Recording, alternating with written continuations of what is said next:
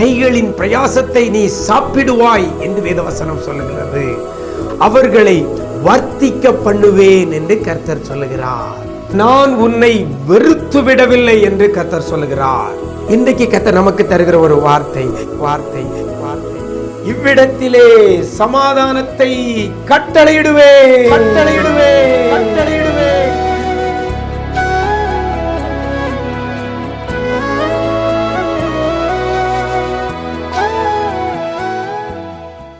கிறிஸ்துவில் பிரியமானவர்களே, ஆண்டவரும் இரட்சகருமாகிய இயேசு கிறிஸ்துவின் ஈடு இணையற்ற நாமத்தில் உங்களுக்கு அன்பின் வாழ்த்துக்களை தெரிவிக்கிறேன். நல்லா இருக்கிறீங்களா? எல்லாரும் ஆண்டவர் கிருபையில் நல்லா இருப்பீங்கன்னு கர்த்தருக்குள் நம்புகிறேன். ஒவ்வொரு நாளும் ஒவ்வொரு வார்த்தை கர்த்தர் உங்களுக்கு கொடுத்து உங்களை தைரியப்படுத்துகிறதை நினைத்து, உங்கள் விசுவாசத்தை கர்த்தர் பேரில் பெருக பண்ணுகிறதை நினைத்து மனதார ஆண்டவரை துதிக்கிறேன். இந்த நாளிலும் கூட கர்த்தர் நமக்கு தருகிற ஒரு வார்த்தை ஆகாய் தீர்க்கதரிசியின் புஸ்தகம் 2ஆம் அதிகாரம் 9ஆம் வசனத்தில் இவ்வாறாக சொல்லப்படுகிறது.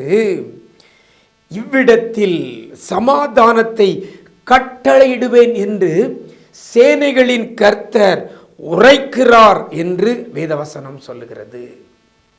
சேனைகளின் கர்த்தர் சொல்றார்ல, சேனைகளின் கர்த்தர் உரைக்கிறார். என்ன உரைக்கிறார்? இவ்விடத்திலே சமாதானத்தை கட்டளையிடுவேன் என்று கர்த்தர் சொல்லுகிறார். சமாதானத்தை கட்டளையிடுவேன். சேனைகளின் கர்த்தர் உரைக்கிறாருங்க. சமாதானத்தை கட்டளையிடுவேன் என்று சொல்லி உடைய வாழ்க்கையில் சமாதானம் இல்லாமல் இருக்கிறதா? இன்னைக்கு கட்டளையிட போறார். உடைய குடும்பத்தில் சமாதானம் இல்லையா? இன்னைக்கு சமாதானத்தை கர்த்தர் கட்டளையிட போறாரு. வேலை பார்க்குற இடத்துல சமாதானம் இல்லையா? சமாதானத்தை ஆண்டவர் இன்றைக்கு உங்களுக்கு கட்டளையிட போறார். எனக்கு அருமையான தேவ ஜனமே, நிம்மதியை இழந்து சமாதானத்தை இழந்து கண்ணீரும் கவலையும் பெருகி இருக்கிற தேவ பிள்ளையே, என் ஆண்டவர் உங்களை பார்த்து சொல்கிறார், சமாதானத்தை கட்டளையிடுவேன். பாருங்க, எல்லாரும் சமாதானத்தை எதிர்பார்த்தா இருக்கிறோம். சமாதானத்தை எதிர்பார்த்து இந்த சமாதானத்தை பணம் தராது. இந்த சமாதானத்தை படிப்பு கொண்டு வராது. இந்த சமாதானத்தை நம்முடைய பதவி கொண்டு தராது. சொத்து சுகங்கள் சமாதானத்தை கொண்டு வராது. கடந்த நாட்களில் எல்லாரும் பார்த்துருப்பீங்க, பிரபலமான ஒரு நடிகர் சொன்ன ஒரு ஸ்டேட்மெண்ட், எல்லாம் இருக்குது, நிம்மதி 10% கூட இல்லை அப்படின்னு சொல்லி. நிம்மதி, அதாவது சமாதானம் 10% இல்லை. பட்டம் இருக்கிறது, பதவி இருக்கிறது, நிறைய விருதுகள் இருக்கிறது, தலை சிறந்த நடிகர் என்ற பெயர் இருக்கிறது, கோடி கோடியாய் சொத்து இருக்கிறது. சமாதான நிம்மதி 10% கூட இல்லை. நியூஸ்லலாம் நீங்கள் பார்த்துருப்பீங்க. எனக்கு அருமையான தேவ ஜனமே, சமாதானத்தை கட்டளையிடுகிறவர் உங்களை என்னை உண்டாக்கின நம்முடைய ஆண்டவரால் மட்டுமே கட்டளையிட முடியும். பணம் தராத சமாதானத்தை, பட்டங்கள் தராத சமாதானத்தை, செல்வாக்கு தராத சமாதானத்தை இயேசுவால் மட்டுமே கொடுக்க முடியும். பாருங்க, அழகா சொல்கிறார், சமாதானத்தை கட்டளையிடுவேன். அவர் கட்டளையிட்டா உங்ககிட்ட பணம் இருக்கோ இல்லையோ, பதவி இருக்கோ இல்லையோ, அந்தஸ்து இருக்கோ இல்லையோ, சமாதானம் உண்டாகும் அவர் கட்டளையிட்டால். பாருங்க, வசனம் சொல்லுகிறது, சமாதானத்தை கட்டளையிடுவேன் என்று சொன்ன ஆண்டவர் எங்க கட்டளையிடுவாராம்? வசனம் சொல்லுகிறது, இவ்விடத்திலே. இவ்விடத்திலே சமாதானத்தை கட்டளையிடுவேன் என்று கர்த்தர் சொல்லுகிறார். எவ்விடத்தில் அப்படின்னு ஒரு கேள்வி கேட்டால் அந்த வசனத்தில் ஆரம்பத்திலாம் சொல்லப்பட்டிருக்கிறது. என்ன என்று சொல்லி பார்த்தோமையானால், கர்த்தருடைய ஆலயத்தில். ஆலயத்தில் இருந்து தான் சமாதானம் உண்டாகுது.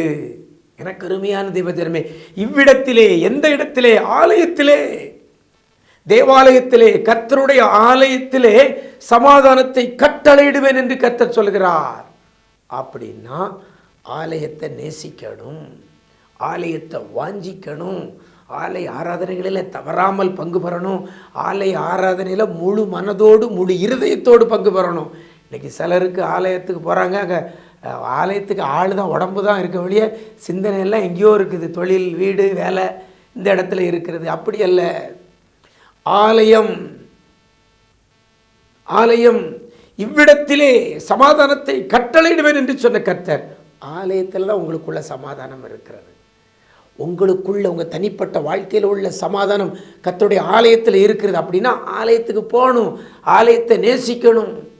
சங்கீதக்காரனாகி தாவீது ராஜா சொல்கிறான், ஆகாமிய கூடாரங்களில் தங்கி இருப்பதை பார்க்கலாம், கர்த்தருடைய ஆலயத்தில், பிரகாரங்களில், வாசற்படியில் அப்படி நிறைய சொல்கிறார். பாருங்க, ஒரு ராஜாவுக்கே ஆலயம் முக்கியமாக தேவைப்பட்டது என்றால் உங்களுக்கு எனக்கும் சமாதானத்தை தர அந்த ஆலயம் அவசியம். புதிய ஏற்பாட்டில் பார்க்கும்போது நீங்களே அந்த ஆலயம் என்று சொல்லப்பட்டிருக்கிறது. இந்த சரீரத்தை தேவன் தங்குகிற ஆலயமாக பரிசுத்தமாக நம்ம வைக்கிறோமா? முந்தின ஆலயத்தின் மகிமை காட்டிலும் பிந்தின ஆலயத்தின் மகிமை பெரிதாக இருக்கும் என்று சொல்லப்பட்டிருக்கிறது. இந்த சரீரமாகி ஆலயத்தில் முந்தி பாவ பழக்க வழக்கத்தில் இருந்த நீங்கள் இன்னைக்கு பிந்தின ஆலயத்தில் மகிமை பெரிதாக இருக்கணும்னா பரிசுத்தமாக்கப்பட்டு கர்த்தர் தங்குகிற ஸ்தலமாக இதை நீங்கள் வைத்திருப்பீர்களே, ஆனால் இவ்விடத்தில் சமாதானத்தை கர்த்தர் கட்டளையிடுவார். நாம் நம்முடைய ஆலயத்தை பரிசுத்தமாக வைக்காம சமாதானத்தை பெற்றுக்கொள்ள முடியாது. இவ்விடத்திலே, எந்த இடத்திலே? பிந்தின ஆலயத்தின் மகிமை நிறைந்த இடத்திலே சமாதானத்தை கட்டளையிடுவார். ஆலயத்தை நேசிப்போம், நம்முடைய சரீரமாகிய ஆலயத்தையும் பரிசுத்தமாய் காத்துக்கொள்வோம், சமாதானத்தை கட்டளையிடுவார். உடைய வாழ்க்கையில் இனி கண்ணீர் இருக்காது, நெருக்கடி இருக்காது. கர்த்தர் சமாதானத்தை கட்டளையிடுவாரே. ஆனால் ஆண்டவரே எனக்கு கட்டளையிடுங்கப்பான்னு சொல்லி கேளுங்க. அவர் கட்டளையிடுகிறது மாத்திரமல்ல, என்று உரைக்கிறார் என்று சொல்லப்பட்டிருக்கிறது. ஆணித்தனமாக சொல்கிறார். இவ்விடத்தில் சமாதானத்தை கட்டளையிடுவேன் என்று சேனைகளின் கர்த்தர் உரைக்கிறார். உங்களுக்கும் அந்த சமாதானத்தை கர்த்தர் தருவார். அப்படிப்பட்ட கிருபையை கர்த்தர் தருவாராக. நாம் ஜெபிக்கலாமா? எங்களை நேசிக்கிற அன்பு நிறைந்த ஆண்டவரே, ஆசீர்வதிக்கப்பட்ட அந்த நல்ல நாளுக்காக உடைய சமூகத்தில் வருகிறோம். சமாதானத்தை இழந்து நிம்மதியை இழந்திருக்கிற பிள்ளைகளுக்கு ஒரு சமாதானத்தை இன்னைக்கு நீங்கள் கட்டளையிட போவதற்காக நன்றி செலுத்துகிறோம். ஆண்டவரே, பல காரியத்தினால சமாதானத்தை இழந்திருக்கிற பிள்ளைகள் உண்டு.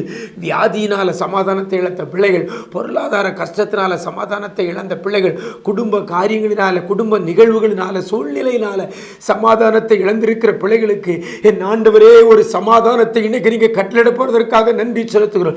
யாரெல்லாம் ஆலயத்தை நேசித்து ஆலயத்தை வாஞ்சித்து தன்னுடைய சரீரமாகி ஆலயத்தையும் பரிசுத்தமாய் காத்துக்கொள்கிறார்களோ அப்படிப்பட்ட பிள்ளைகளுக்கு இவ்விடத்திலே சமாதானத்தை நீர் கட்டளையிட போவதற்காக நன்றி செலுத்துகிறோம். அப்பா, இப்படி கண்ணீர் யாவும் துடைக்கப்படட்டும், நன்மை கிருபையும் தொடரட்டும். இந்த நாள் முழுவதும் பிரசனத்தில் மூடிக்கொள்ளுங்க. இந்த நாள் முழுவதும் பிள்ளைகளை சமாதானத்துடன் காத்துக்கொள்வீரா. நன்மை கிருபையும் தொடரட்டும். மீட்பர் இயேசுவின் மூலம் ஜெபிக்கிறோம் நல்ல பிதாவே. ஆமென், ஆமென். பிரியமானவர்களே, ஆண்டவர் தெளிவாய் உரைத்திருக்கிறார். இவ்விடத்திலே சமாதானத்தை கட்டளையிடுவேன் என்று சொன்ன கர்த்தர் உங்களுக்கும் கட்டளையிடுவார். God bless you.